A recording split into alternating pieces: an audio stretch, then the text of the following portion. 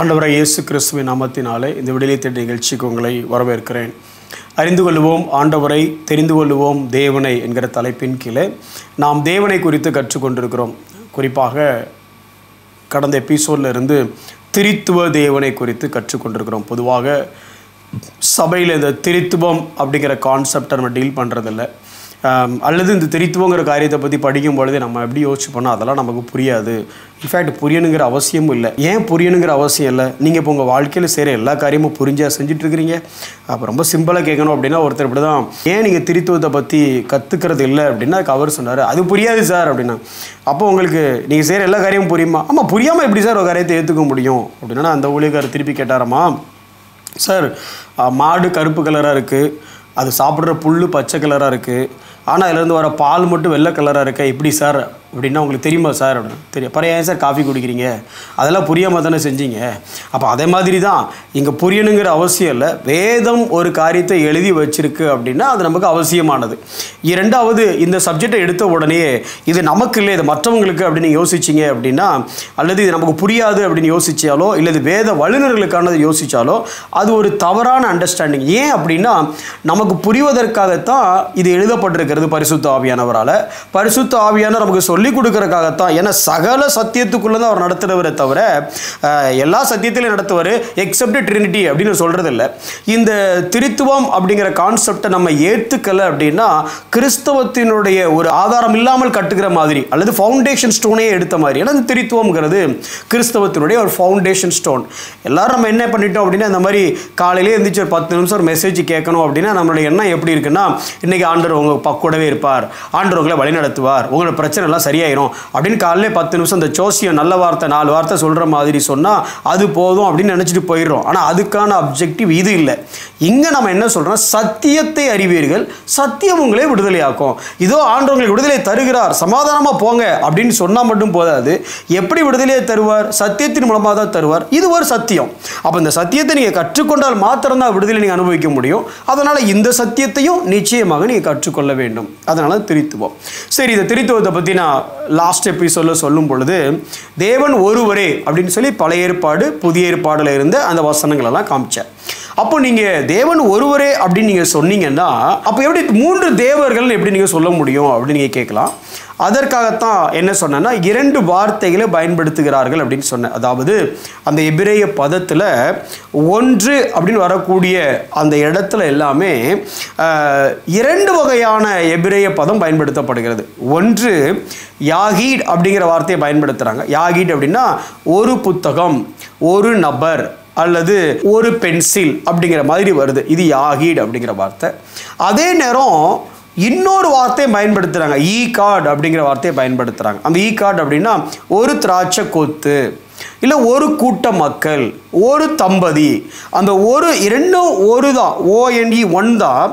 ஆனால் இங்கே 1ங்கிறது absolute unity. அந்த 1னா ஒரு ஆள் மட்டும் தான் இருப்பார், ஒரு புத்தகம் தான் இருக்கும், ஒரு பென்சில் தான் இருக்கும். ஆனால் இங்கே ஒரு கூட்டம் அல்லது ஒரு தம்பதியர்னா 1க்கும் மேற்பட்டவர்கள் இங்கே இருப்பாங்க. இது காம்பவுண்ட் யூனிட்டி. அப்போ தேவனை பற்றி வேதம் சொல்லும் பொழுது காம்பவுண்ட் யூனிட்டி, ஈகாட், ஒரு கூட்டம், ஒரு தம்பதியர் அப்படிங்கிற அந்த ஒரு வார்த்தையை தான் பயன்படுத்துகிறாங்க. உங்களுக்கு புரிஞ்சிருக்கும்னு நினைக்கிறேன். முந்தின எபிசோடில் கேட்ட அதே காரியத்தை திருப்பி சொல்லியிருக்கிறேன். இது பழைய ஏற்பாடில் மட்டும் இல்லை, புதிய ஏற்பாடுலையும் இந்த வார்த்தை இப்படி தான் வருது. ஃபார் எக்ஸாம்பிள் 1 கொரிந்தியர் 3வது அதிகாரம் 6வது வசனத்தில் பவுல் இப்படி எழுதுகிறார் பாருங்களேன். நான் நட்டேன், அப்பொல்லோ நீர் பாய்ச்சினான், தேவனே விளையச் செய்தார் அப்படின்னு எழுதிட்டு 7வது வசனம், அப்படி இருக்க நடுகிறவனாலும் ஒன்றும் இல்லை, நீர் பாய்ச்சுகிறவனாலும் ஒன்றும் இல்லை, விளையச் செய்கிற தேவனாலே எல்லாமும் ஆகும் அப்படின்னு சொல்லிட்டு அடுத்த வரி, மேலும் நடுகிறவனும் நீர் பாய்ச்சுகிறவனும் ஒன்றாய் இருக்கிறார்கள்ங்கிற வார்த்தையை பயன்படுத்துகிறார்.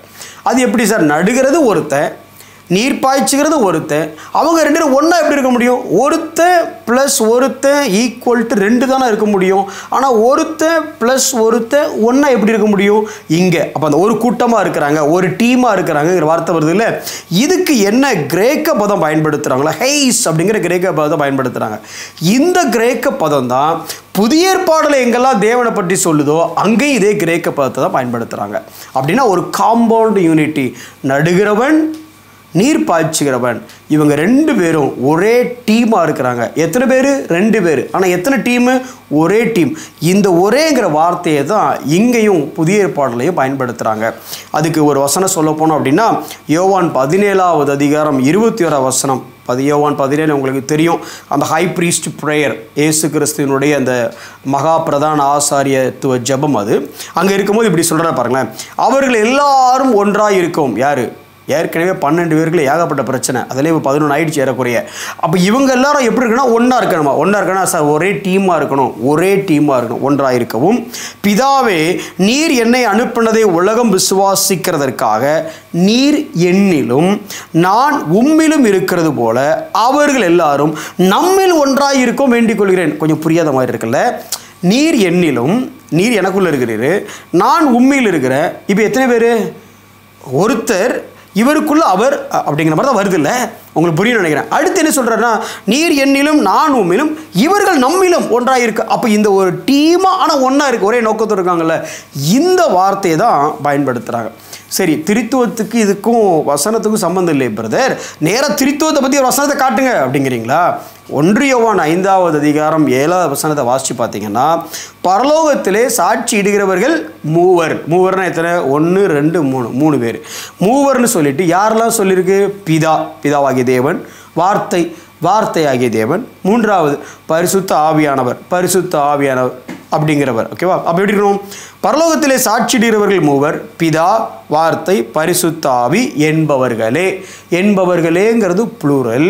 இவர்கள் மூவரும் ஒரு டீமாக இருக்கிறார்கள். இவர்கள் மூவரும் ஒன்றாக இருக்கிறார்கள். 3 பேர், ஒருத்தர். ஹெய்ஸ் அப்படிங்கிற வார்த்தையை பயன்படுத்துகிறாங்க. பழைய ஏற்பாட்டிலையும் காமிச்ச, புதிய ஏற்பாட்டிலையும் காமிச்ச, தேவர்கள் 3 பேராக இருக்கிறார்கள், 3 பேரும் ஒன்றாக இருக்கிறார்கள். இப்போ என் கேள்வி என்னென்னா, அவங்களுக்குள்ளே எந்த பிரச்சனையுமே இல்லையே, ஏன் சார் உங்களுக்குள்ளே இவ்வளோ பிரச்சனை? அதாவது அவங்களுக்குள்ளே எந்த பொலிட்டிக்கல் இஷ்யூமே இல்லை. நான் பெரிய ஆளா, நீ பெரிய ஆளா, நான் தான் ஃபஸ்ட்டு ஆகும், நீ அதையும் படிக்க போகிறோம். நான் ஃபஸ்ட்டு, நீ செகண்டு, நீ தேர்டு, அதையும் சொல்லிடுவாங்க. பிதா முதல்ல சார், குமாரன் 2வது சார், பரிசுத்தாவின். அப்போ யார்? இவர் ஃபஸ்ட் ரேங்கு, இவர் செகண்ட் ரேங்கு, தேர்ட் ரேங்கா சார்? அப்போ யார் சார் தேவன்? இதில் அவர் மொதல் தேவன், இது அதுக்கு அடுத்த தேவன் இல்லை சார். மூவரும் ஒன்றாக இருக்கிறார்கள். தேவன் யார்? 3 தேவன் இல்லை, ஏற்கனவே உங்கள்கிட்ட சொன்னேன். பழைய ஏற்பாட்டிலையும் ஒரே தேவன், புதிய ஏற்பாட்டிலையும் ஒரே தேவன், ஆனால் மூவராக இருக்கிறார்கள். அது எப்படி விளங்கிக்க முடியும்? உங்களை யார் விளங்கிக்க சொன்னால்? விளங்கிக்கிறதுக்காக எழுதப்பட்ட சத்தியம் இல்லை சார், விசுவாசிக்கிறதுக்காக எழுதப்பட்ட சத்தியம். இதை நான் விளங்கணுங்கிற அவசியம் இல்லை, இதை விசுவாசிச்சா போதும். அப்போ வசனம் என்ன சொல்லுது அப்படின்னா, 3 தேவர்களாக இருக்கிறார்கள், மூவர் ஒருவராக இருக்கிறார்கள். இவங்களை தனித்தனியாக பிரித்து ஏன் நீங்கள் ஒரு ஐடல் வொர்ஷிப்புக்குள்ள போகிறீங்க? பரிசுத்த ஆவியானவர் தான் எல்லாம் அப்படிங்கிறீங்க, இல்லைன்னா யெகோவா தேவன் மட்டும்தான் எல்லாங்கிறீங்க, இல்லை பிதாவாகிய தேவன், குமாரனாகிய தேவன் தான் எல்லாம். இல்லைங்க, பிதா தேவன், குமாரன் தேவன், பரிசுத்த ஆவியானவர் தேவன். ஆகிலும் 3 தேவர்கள் இல்லை, தேவன் ஒருவரே. நான் காண்பித்த எல்லா வசனங்களும் 3 நபர்கள்ங்கிறதை காமிச்சேன், ஒரே தேவன்கிறதையும் காமிச்சேன். இது எதுக்கு நான் உங்களுக்கு சொல்கிறேங்கிறீங்களா? இவங்க 3 பேர்கள் ஒற்றுமையாக இருக்காங்க, புரியும் நினைக்கிறேன்ல. பிதாவாகிய தேவனும், குமாரனாகிய தேவனும், பரிசுத்த ஆவியானவராகிய தேவனும், அதாவது பரலோகத்தில் சாட்சியிடுகிறவர் மூவர், பிதா, வார்த்தை, பரிசுத்த ஆவியானவர் ஒன்றாக இருக்கிறார்கள். ஆனால் நாம் மட்டும் ஏன் சார் ஒன்றா இருக்க மாட்டேங்கிறோம்? நம்ம எல்லாரும் கிறிஸ்தவங்க, இதே இரத்தத்தினால் மீட்கப்பட்டவங்க, இதே சிலுவையினால் மீட்கப்பட்டவங்க, பிதாவின் திட்டத்தினால், குமாரனுடைய தியாகத்தினால், பரிசுத்த ஆவியானுடைய திவ்ய வல்லமையினால் நாம் எல்லாரும் இன்றைக்கி ரட்சிக்கப்பட்டு கிறிஸ்தவர்களாக இருக்கிறோமே. ஆனால் அவர்களுடைய அடிப்படை சுபாவம், ஆரம்ப சுபாவம், இன்னும் சொல்லப்போனால் முதலாக உலகத்திற்கு வெளிப்படுத்தக்கூடிய தேவனுடைய சுபாவமே ஒன்னஸ். ஆனால் நம்மகிட்ட அந்த ஒன்னஸ் இல்லையே. நல்லா கவனித்து பாருங்கள். பாபேல் கோபுரம் எல்லாரும் ஒரே மனதோட கூடி வந்தாங்க, தேவன் இறங்கி வந்தார். அப்போஸ்தலருடைய மேல் வீட்டு அறையில் எல்லாரும் ஒரே மனதோட கூடி இருந்தாங்க, பரிசுத்த ஆவியானவர் இறங்கி வந்தார். ஆனால் இன்றைக்கி நாம் ஒரே மேடையில் இருந்தாலும், இல்லை ஒரே ஆலயத்தில் இருந்தாலும், ஒரே கோபுரத்தில் இருந்தாலும் ஒரு மனதாக இருக்கிறோமான்னா இல்லவே இல்லையே. கிறிஸ்துவுக்குள்ளே நாம் ஒருவராக இருக்கிறோம், ஒரே மனதுடையவர்களாக நாம் இருக்கிறோமா? யோசிச்சு பார்ப்போம். பிதா, குமாரன், பரிசுத்த ஆவியானவர் மூவராக இருந்தாலும் அவர்கள் ஒன்றாக இருக்கிறார்கள். நாம் வேறு வேறு திருச்சபையில் வேறு டினாமினேஷனில் இருந்தாலும் நாம் ஒன்றாக இருக்கிறோமா யோசித்து பார்ப்போம். ஒரு மனம் நமக்குள் இருக்கிறதா என்பதை யோசித்து பார்ப்போம். கண்களை மூடி நாம் ஜெபிப்போம். அன்புள்ள ஆண்டவரே, நன்றியோடு ஸ்தோத்தரிக்கிறோம். இந்த சத்தியங்களுக்காக நன்றி ஆண்டவரே. பிதா, குமாரன், பரிசுத்த ஆவியானவர் 3 தேவர்களாக இருந்தாலும் தேவன் ஒருவரே.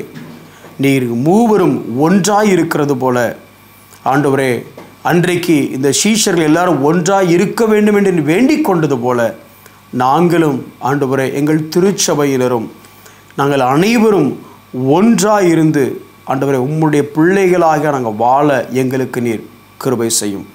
ஒரு மனதினை, ஒரு மனதின் ஆவியினை, ஒரு மனதின் சிந்தையை எங்கள் சபைகளுக்குள்ளே நீங்கள் ஊற்றும், எங்களுக்கும் தாரும். இயேசுவின் நாமத்தில் ஜெபிக்கிறோம் நல்ல பிதாவே, ஆமென்.